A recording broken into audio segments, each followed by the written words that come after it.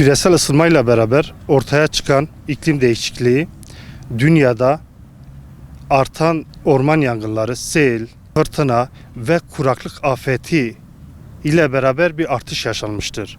2022 yılında ülkemizin bazı bölgelerinde kuraklık yaşanırken ilimizde kış, ilkbahar ve yaz mevsimlerinde yağışla beraber bitki istediği suya kavuşarak çiftçimiz bereketli bir yıl geçirmiştir.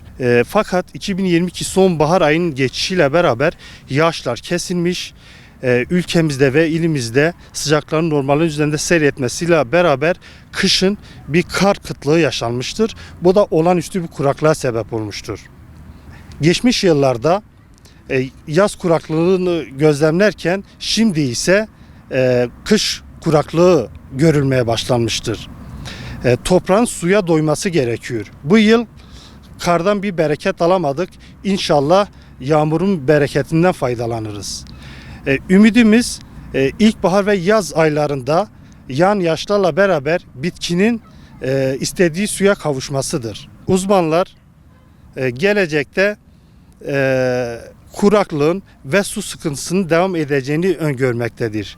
Şayet bu kuraklık devam ederse su kaynaklarında azalma, akarsu, baraj, göletlerin yeterince dolmamasından kaynaklı tarımda, üretimde ve rekoltede kayıplara neden olacaktır.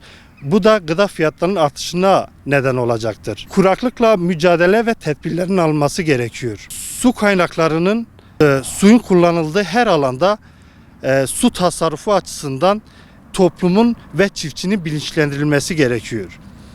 Aynı zamanda altı durumda olan arazilerin üretime kazandırılması gerekir.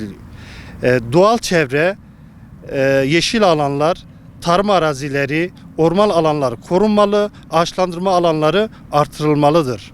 Kuraklığa dayanıklı tohum çeşitleri kullanılmalı ve geliştirilmelidir. Baraj, gölet ve sulama kanal sayıları artırılmalı.